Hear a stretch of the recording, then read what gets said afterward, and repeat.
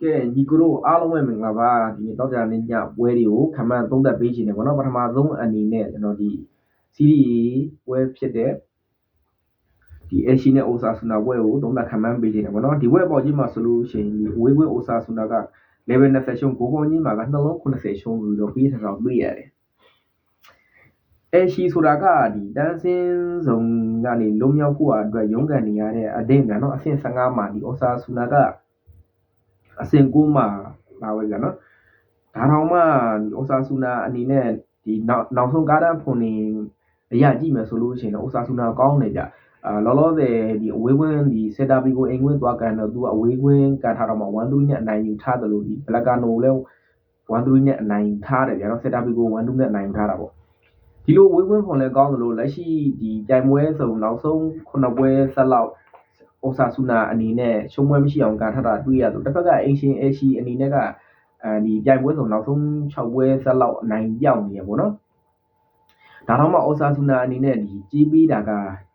9နဲ့15ကိုကြာနော်ကြီးပြီးတာဒီကြီးမျိုးဆိုတော့အိုဆာဆူနာအနေနဲ့နိုင်ပါမလားဘူးနော်အေရှီအနေနဲ့ကလည်းသူကတန်းစင်းဆောင်ကနေရုံးလာမှာဖြစ်တဲ့အတွက်ကြောင့်မို့ဒီနေ့ပွဲကိုသူ့အနေနဲ့မရှုံးအောင်တော့ကန်လိုက်မယ်ဗျာနော်ကြည်ရပုံကိုထောက်လို့ရှိရင်ပေါ့နော်ကျွန်တော်ဒီပွဲကိုတော့ကျွန်တော်အင်ရှင်အေရှီဘက်ကပဲစွန်သားကြည့်နေတယ်အေရှီမရှုံးဘူးအနည်းဆုံးပေလောက်တော့ထိန်းညံသွားလိမ့်မယ်လို့ကျွန်တော်ကတော့မြင်ပါတယ်နော်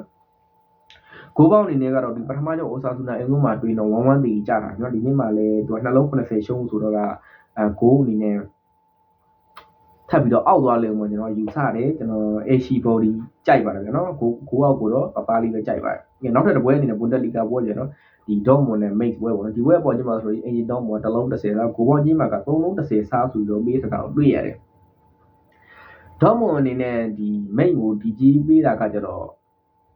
့ကျွန်တော်ပြောမှဆိုလို့ရှိရင်နည်းနည်းကြီးအနေနဲ့လိုအပ်သေးတယ်ပြောမိတ်ဆိုတာဒီတန်းစင်းတော်နဲ့လုံရောက်ဖို့အတွက်ရုန်းကန်နေရတာမှန်တယ်ဒါပေမဲ့သူ့ရဲ့လက်ရှိကားတန်းပုံမှာဆိုလို့ရှိရင်မိတ်နဲ့3ပွဲဆက်9ပွဲရိုက်ယူထားသလိုဂိုးတွေလည်းသွင်းနေတယ်ဒါတော့မှဒေါမွန်အနေနဲ့ကလည်းအိမ်ကွင်းမှာသူကချုံပွဲမရှိသေးတဲ့အတင်းဒီဘိုင်ယန်မြူးနဲ့အမှတ်ကွာချက်ကလည်းရှောင်းမှပဲကွာတာဒီပွဲပြီးလို့ရှိရင်သူဒေါမွန်နဲ့လိုက်စစ်အိမ်ကွင်းကန်ရမယ်နောက်ပြီးတော့ဒီဘိုင်ယန်မြူးတို့ကအိမ်ကွင်းမှာထပ်ကန်ရမယ်လိုက်စစ်ကိုဝေးကွင်းကန်ရမယ်ပေါ့နော်ပွဲချက်တွေရှိသေးတယ်ဒီညပွဲမှာအနိုင်ယူနိုင်မှုဆိုလို့ရှိရင်တော့နောက်ထပ်ပွဲဒီအတွက်ဒေါမွန်အနေနဲ့တော်တော်လေးကိုခက်ခဲကစားလိမ့်မယ်လို့ကျွန်တော်ကတော့ယူဆတယ်ဗျာနော်ဒီရမအဖြစ်လည်းရှောင်းမှပဲကွာတယ်ဘိုင်ယန်မြူးနဲ့အထက်အရင်စောကန်မှာဖြစ်တဲ့အတွက်စောပွဲလည်းဖြစ်နေတဲ့ကြောင့်တောက်ကြနေညဖြစ်နေတဲ့ကြောင့်အပေါ်ကြီးအောင်တော့တာကျွန်တော်ဒေါမွန်ပဲကြိုက်ပါတယ်နော်မိတ်အနေနဲ့3ပွဲဆက်9ပွဲကသူ့အနေနဲ့ကြီးအောင်လားရက်တန်သိမှုလေကျွန်တော်ကတော့ထင်ပါတယ်ဒေါမွန်ဘော်ဒီကြိုက်တယ်ဂိုးပေါင်းကြီးမှာဆိုလို့ရှိရင်တော့ဒေါမွန်နဲ့ဒီဟီရန်ဟင်းလိုအသင်းတော်မှာအိမ်ကွင်းမှာနှလုံးပေးရတယ်မိတ်ုံလည်းဒီဂိုးပေးရရှိပါတယ်နော်3လုံးလောက်ထိတော့ရောက်သွားမယ်4လုံးရောက်မရောက်ကိုကျွန်တော်ဆက်လက်မြှုပ်ကြည့်ရမယ်ပွဲဖြစ်လို့ဇုံပုံကိုကြိုက်ပါတယ်နော်ကဲနောက်ထပ်တစ်ပွဲအနေနဲ့ကတော့ကျွန်တော်ဒီအီတလီစီးရီးရေပွဲပေါ့နော်ဒီပီဇာနဲ့ AC မီလန်ပွဲဒီပွဲပေါ်ကြီးမှာဆိုလို့ရှိရင်လည်းဒီဝေးကွင်း AC မီလန်ကတစ်လုံး20ဆာကိုပေါင်းကြီးမှာကဒီနှလုံး80ရှုံးဆိုပြီးထတော့တွေ့ရတယ်ပီဇာဆိုတာကဒီအဆင့်19မှာပြန်တော့ရမှစလင်းမတ်ပဲရထားတယ်ဒီလိုအသင်းကိုဒီ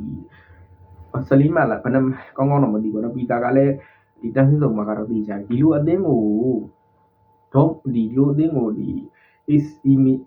AC မီလန်အနေနဲ့ကြီးမပေးရတာကိုထောက်ရင်တော့ဒီနေ့ကြီးရနိုင်ဖို့လိုအပ်သေးရဆိုတဲ့ပုံစံမျိုးအနေထားမှာတော့ရောက်နေတယ် AC မီလန်ဆိုတာကဒီစီးရီးမှာအဝေးကွင်းလုံးဝရှုံးပွဲမရှိသေးတဲ့အသင်းကြနော်ဒုတိယနေရာမှာသူအင်တာမီလန်နဲ့10မှတ်ကွာတယ်တပွဲရောနဲ့ဒီနေ့ပွဲမှာအနိုင်ကမယ်ဆိုလို့ရှိရင်တော့9မှတ်ပဲကွာတော့မှာနော်ဒီအနေထားကိုလက်လွတ်ခံနိုင်မယ်လို့တော့ကျွန်တော်ကတော့မထင်ဘူးပီဇာအနေနဲ့ကသူတန်းစင်းဆောင်ကရုံးမှာမှန်တယ်ဒီနေ့ပွဲမှာကောက်ရုံးနေမယ်ဆိုတော့အတိတ်ပဲမရှိဘူးပြန်နော်ကျွန်တော်ပြောချင်တာသူရုံးရင်းရုံးသူပြီးခဲ့တဲ့အိမ်ဝင်းပွဲတော့ကဆဆူနှစ်ပွဲမှာရုံးပါလားအဲ့တော့1-3နဲ့ရှုံးတယ်ဒီသင်းက AC မီလန်လို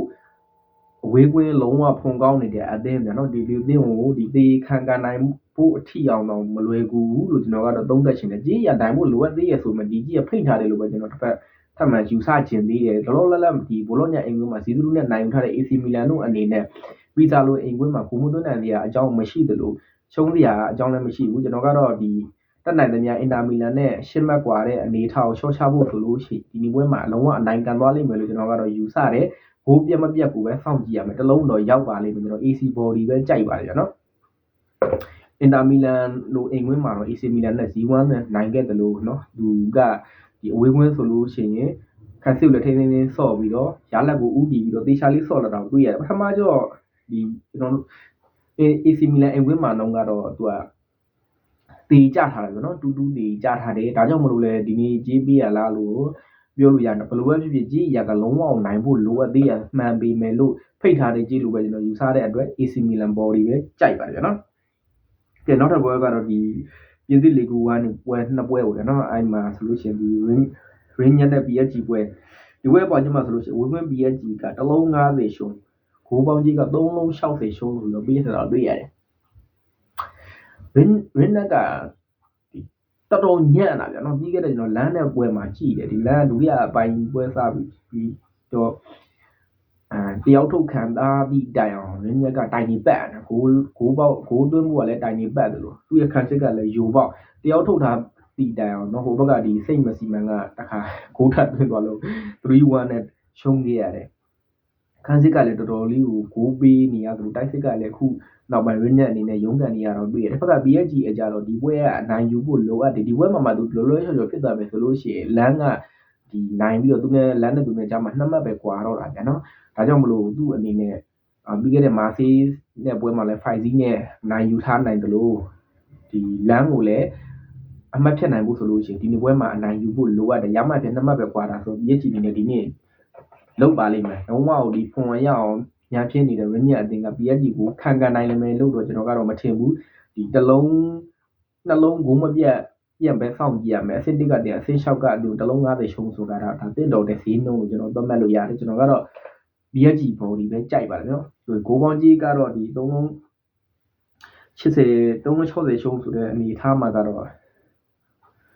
့ဂိုးမြန်ပေါ်သွားမလားပေါ့ဗျာနော်ဒီ PSG ကလည်းပြီးခဲ့တဲ့ပွဲတွေကဂိုးပေါ်တာတွေကရှိနေရဆိုတော့လေကျွန်တော်ကတော့ဂိုးပေါ်ပဲကြိုက်ပါတယ်ဗျာသုံးပေါ်ကြိုက်ပဲနော်ဒီအကြိုက်ဆုံးဆိုလို့ရှိရင်တော့ PSG body ပဲကြိုက်ပါတယ်ဂိုးပေါ်တော့ပပပဲကြိုက်တာပေါ့နော်ကဲနောက်တစ်ပွဲအနေနဲ့မိုနာကိုနဲ့နန်းတက်ပွဲဒီပွဲပေါက်ကြီးမှာလို့ရှိရင်အေရှင်မိုနာကိုတစ်လုံး30ရှုံးဂိုးပေါင်းကြီးက3လုံး10ရှုံးဆိုပြီးတော့ပေးထားအောင်တွေ့ရတယ်နှစ်သင်းလုံးကတော့တိတ်ပြီးတော့ဖွန်အားဖြင့်ကားတန်းဖွန်အားဖြင့်ကောင်းအောင်နေကြနော်ဒီနန်းတက်ဆိုလို့ရှိရင်တန်းစင်းဆုံးမှာအဆင့်တန်းစင်းဆုံးမှာပေါ့ဗျာနော်ဒီမိုနာကိုဆိုလို့ရှိရင်လည်းသူကအဆင့်8မှာလာပဲနော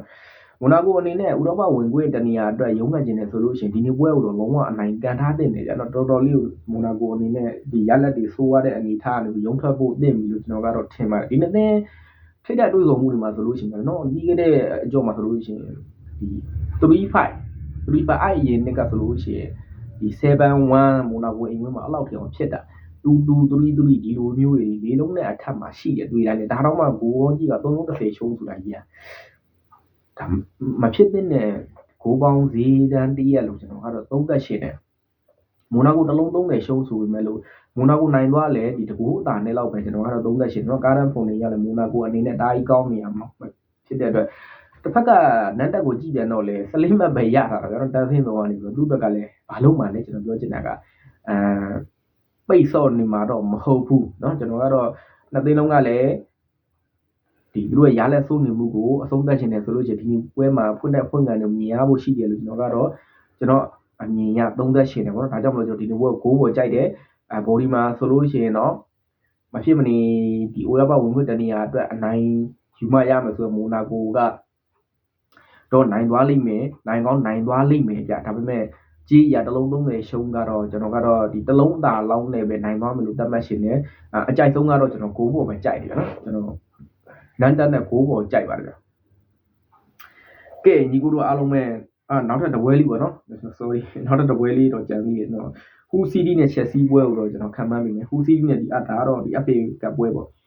ဒီပွဲပေါ်ချင်းမှာဆိုလို့ရှိရင်ဒီချက်စီးကနှလုံး60စာဂိုးပေါင်းကြီးက3လုံး30ရှုံးဆိုပေးထားတွေ့ရချက်စီးအနေနဲ့ပထမပွဲနှုံကဒီရှာတန်ကိုရှာတော်အင်္ဂုတန်ကတော့1-5နဲ့ချက်စီးနဲ့ FA လာပွဲမှာပဲချက်စီးအနိုင်ယူခဲ့တယ်အခုဒီဟူစီးတီးနဲ့ကန်ဟူစီးတီးဆိုတာကဒီချန်ပီယံရှစ်ကအတင်းမဲ့တယ်ဗျာနော်သူ့အနေနဲ့ကသူ့ရဲ့လိမ့်မှာဆိုလို့ရှိရင်တော့ဒီပရီးမီးယားလိဂ်ကိုတန်းတက်ဖို့ရအတွက်ပလေးအော့ကန်ဖို့ရအတွက်မှာသူရုံးကန်ဒီစ조사နေတယ်ပေါ့ဗျာနော် အားကြောင့်မလို့ဒီနေ့ Chelsea နဲ့တွေ့နေတဲ့အနေအထားမှာသူ FA Cup ကိုတော့အာရုံစိုက်လိမ့်မယ်လို့ကျွန်တော်ကမထင်ဘူးပထမကျမှသူကဘလဘန်းကိုတော့ဒီအရှိန်ပိုပင်နယ်ကြီးနဲ့အနိုင်ရခဲ့တယ်ဗျာနော်အခုဒီ Chelsea နဲ့တခါတွေ့လာတဲ့ဒုတိယမြောက်ပွဲမှာကတော့ကျွန်တော်ကတော့ Hull City အနေနဲ့အဲ့လောက်ကြီးယုံလာလိမ့်မယ်လို့တော့ကျွန်တော်ကတော့မထင်မိဘူး Hull City အိမ်ကွင်းမှန်တယ်ကျွန်တော်ကတော့ Chelsea ကလည်းဘလိုပဲဖြစ်ဖြစ်ဒီပြီးခဲ့တဲ့ league နဲ့ပွဲကဒီသူရဲ့ရလက်ဆိုးနေမှုလို့ပြောလို့ရမှာနော်တူအိမ်ကမှတူကြတာဆိုတော့ရလက်ဆိုးတယ်လို့ပြောလို့ရမယ်အဲ့ဒီဆိုးနေမှုအဆုံးသတ်ရှင်ပြီးတော့ဒီပွဲကိုဘောင်းပတ်လောက်လာလိမ့်မယ်လို့ကျွန်တော်ကတော့ထင်တယ်ဒါကြောင့်မလို့ Chelsea ကြိုက်တယ်နော်ဘာမှရှိဝေးတိုက်စဉ်းစားမနေတော့ Chelsea ကြိုက်တယ် Chelsea နိုင်သွားလိမ့်မယ်ကိုပွားအဖြစ်တော့ရှောင်းနေပါလေနော် Hull City ကတကယ်ကမှလာပါမလားဆိုအရှိရှိသေးတယ် Chelsea နှလုံးပြတ်ဖို့မထိန်